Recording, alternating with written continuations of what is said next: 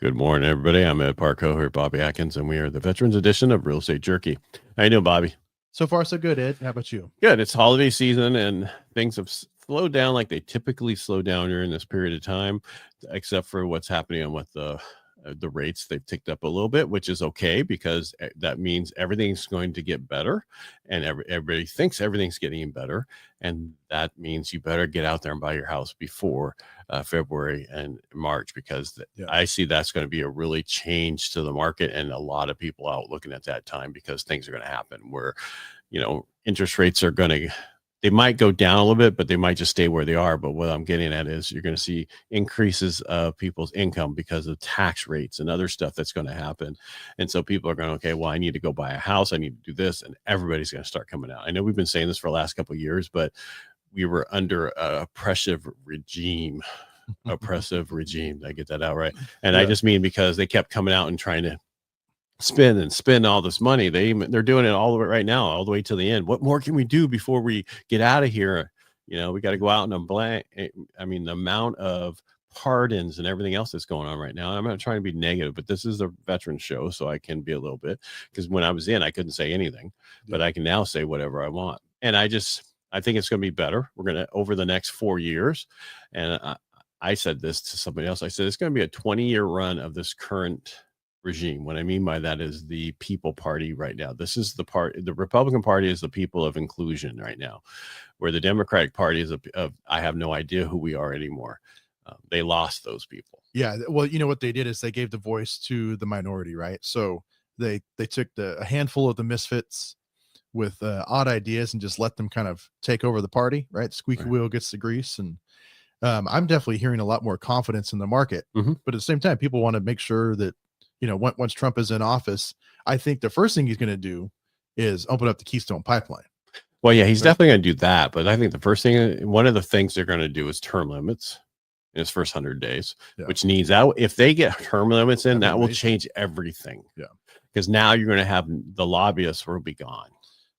There'll be no need for them. Make these, these senators accountable for what they're doing. Accountable, and don't let them get lazy. Let them work for the people, Do your 8 years and get out of there. Let somebody else take over. Let it be for the younger people. How it used to be during the 40s and the 30s. You go there for 8 years and then come back home to your town and do better, versus making it. The founding fathers didn't want this to be a career. It was supposed to be service. Because even the military is not more than a 20-year, usually 25-year gig. But I mean, for most people, it's just a 4-year or 8-year, and they're out of there. Yeah. And service is, is implied that it's obviously some kind of sacrifice, right? Exactly. But not a place to go make a ton of money. Yeah. Unfortunately. But I'm still seeing people get into contract. And if you are a veteran, remember a couple things, that you have the short form VA, which is for pest. You always want to do that one. So go with a pest company that does both, meaning the regular one and the short form, so that they can just give us the short form, or your lender, so they can just use that all the way through and they don't have to worry about anything. You can still negotiate with the seller and everything else, getting that other stuff done. We just don't have to wait for the clearance or any of that stuff. Yeah. Yeah. And who knows how busy they are right now, but the pest companies, I think, the market hasn't been crazy busy for them, just like it hasn't been for most of their people, right? And so they're charging more, so sellers are less likely to agree to that, and it could also hold up your closing depending on what their schedule's like. Right. And also, you also find somebody. As I've always said, the pest reports are a loss leader. Like when you go in a store and peas are at 25 cents, and then you buy and then you go buy all the other stuff that's regular price. They make their money off the repairs, ton of money off the repairs. And if you get, and I'm not saying all of them are gouging, but a lot of them are priced pretty expensive. And if you got a regular contractor in there to do it, it would probably be typically 3/4 to a half less. Yeah. Well, and same thing goes with all. Or I should say a quarter less to a half there. That's I was looking for, not 3/4. I was gonna say 3/4 would be a lot. I mean, like 30, it's percentages of it. But anyway, move on. Yeah. But even like with the roof inspectors, like there's one company that if I call them and they're available, I know they're going to give me a fair shake, right? But there's another one that I used for many years. Not a key on words there with a fair shake. No, no, it wasn't.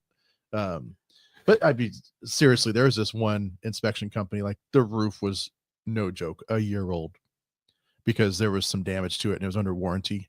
And of course, they found $1,500 in work. It's like, come on, guys. Can you just show up and be like, oh, nope, roof's in great shape? Have you seen or heard of the new company that comes out and sprays the roof with something that lasts a couple of years? I've seen the ads. Yeah, I've seen the ads, but I just don't know if anybody's ever used it. Yeah, I don't know. I mean, I guess I don't know if everyone's getting the same ads or it's just because we are small business owners or what, man. It's just on TV. It's everywhere. Okay. Yeah, it's I say it because of YouTube TV, like the commercial for YouTube TV. That's what I watch, and they're going to be the same thing you see online. Yeah, it's not your typical ad unless you're on the regular ABC, NBC kind of station. Yeah, I mean, so it only lasts a few years, though, huh? Yeah, it's just to give you a few years, but it's like supposedly 15% of the cost of a new roof. Yeah, I don't know what they spray on it. I'm like, the problem I see is because a lot of times what people understand is when if you have the comp, you start seeing the pebbles start coming off of the stuff, and that's like, okay, it's coming to an end, people. You need to replace it. Yeah, and that's our next thing we got to do at our cabin. And I'm like, okay, I'm going metal. Yeah, a little more expensive, but it'll last a lifetime, right? Until a tree falls on it or a branch hits it. Oh, yeah. Well, that's the thing about comp. If a branch, it doesn't dent it. Well, one thing that people kind of overlook with the metal roofs, right, is like all the little rubber grommets on the individual fasteners. Those will, after 15 years, probably need to replace them because that'll cause roof leaks. Oh yeah, they get dry and cracked. Yeah, but those are covered usually underneath the little things they're on the panels too, huh?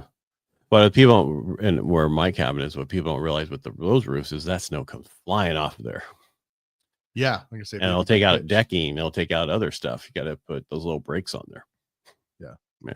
Because I've seen another house they had it done. It's like they had a board across it, so it would just slide across. And it's like that's horrible. Put those little things, those wood pieces across there, so it stops it from falling. And if you're really bougie, you just have a heated roof, right? Well, that just means no insulation. Well, no, I was gonna say that. No, I've seen that, man, where they have like radiant heat in the attic, really? So the snow just never even stuck. Yeah. Well, I mean, that's like in certain places you knew where someone had they needed like insulation in their attic because you could see one part of the roof is less snow than the rest of it. But yeah, that's another. So if you're trying to save money on energy costs, I would say the biggest saver of anything is just have more insulation blown into your attic. Because a lot of people want to put new windows in and new this, but you don't get the energy savings of that cost versus the energy savings. The biggest savings would be on the insulation in the attic. Well, yeah, and most people don't realize how many windows they have in their house until they start looking at the cost to replace them. And the average house has like 15 windows. Oh, I think we have that in the front part of this house. Yeah. So yeah, the older the house, the more windows, which I love. Yeah, I mean, and we had the house that I have, they had before I bought it, they had replaced the windows, and then we just replaced it. And I've owned it since I don't know, when did I buy it? In 2002, so 22 years. We replaced it again. Yeah, well, it just the windows they did were cheap, and that's another thing. Don't skimp on things for your house. Don't, I understand it's costly, but don't go to the cheapest just because that's all you can afford. Just wait a little bit longer and afford the better ones. That's going to last longer. Yeah. My grandfather said the cheapest tool in the shed is the most expensive because you got to keep replacing it. Yeah, I was going to say Pella and Milgard. Those are great windows. Yeah. So, I mean, we got to do our back doors because they're at that point, but we don't want to do it until our dog Annabelle's gone because she likes to scratch on it. And dog fucking mars those things. Yeah. Our dog is old now, man. She has back problems, so she can go out the dog door, but she can't come back in. So now at least twice a night, we hear on the back door. That's her saying, "Yep, let me in." I'm like, oh man, stay out there. Same thing. I'm not going to replace that door until she's moved on. Yeah. I mean, I replaced them when I first bought them, but wooden ones don't last forever. Yeah. That was 22 years ago. Dang. But when you look back and you're like, man, time flies, huh? Well, the thing also is the sun beats on that door, one of them, constantly. There's nothing I can, I have to, even if I put an awning over there, it's not going to get the bottom of it and keep that sun from beating on it.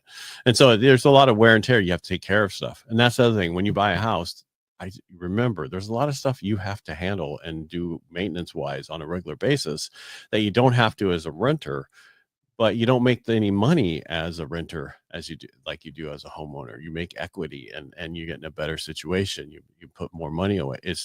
So you need to own a home, not rent.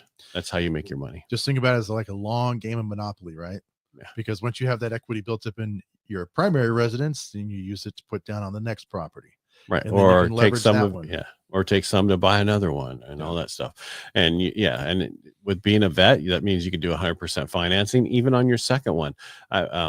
Depending on how much difference there is in price and how long ago. Because I have a guy who bought 2 years ago and his original was $420, and then now the new one he's buying is $550, and he only has enough left over for $365,000. So the difference of that, he has to put a quarter down, which is still cheaper than doing anything else. And it has no, because if you did the same thing with conventional, you'd have mortgage insurance. Well, you don't have with VA. That's the beauty, right? So and a lot of people go, well, then how do you buy the next one? You refinance the first one and get your VA back. Yeah. Full VA back. But again, it just depends on those numbers, and that's what we work on. But again, if you're going to buy a place for your first time and you buy a base or somewhere else that you're going to buy because it's your first enlistment or your first whatever, buy four units. Buy a duplex, triplex, or fourplex. Qualify for the whole thing, and if you don't buy yourself, do it with another veteran if you're not married, and then now you have investment properties. Yeah, with no money down. Such a good. I wish I would have thought of this years and years ago. Well, then guaranteed renters, right? I mean, if you're right by a base, you got all kinds of guys getting. You got that and housing allowance. Or do it by do it by a college, other stuff. But and they were like, but the damage. That's why you have insurance. And that's why you have a property management company that's responsible for that for you. Yeah. There's so many things you can do. And with VA, you can buy it with 100% financing. So do it and stop waiting. Yeah. The longer you wait, the harder it's going to be. Because then what happens is people think with VA, there's all these requirements. There's not. But there's sellers and listing agents who still do not understand the loan. Yeah. Anything else you want to add today, Bobby? No. I still have that property in Stockton, but we're currently in probate trying to figure out the trust. But otherwise, I'd be promoting that one. Yeah, well, that's what happens when you don't have a trust on there. No, that's the problem. It's in a trust, but the attorney, when they did the revision on the trust, screwed up the verbiage. Okay, again, if you didn't do it right, not the problem, but that's the attorney problem. Yeah. Now it's our problem because it's still. But if it's done right, and which most of them are, 99% of them, then it's easy to go through. Yeah, this is the first time I've seen an issue like this where it falls on the attorney for, I mean, it in law, right? Semantics matter. Words. Oh yeah, everything's about words. Inference. Actually, everything in life, words matter. People just don't know how to talk. All right. Make it a great day. Thanks for being here, Bobby. We'll talk to you next week. Actually, no, this next week will be a week of Christmas. Oh, yeah. So we won't be. We're going to take that and New Year's off, and we'll come back the first week of the new year. Gotcha. All right. Everybody make it a great day, and we'll talk to you in 2 weeks. Awesome. All right, Thanks. bye.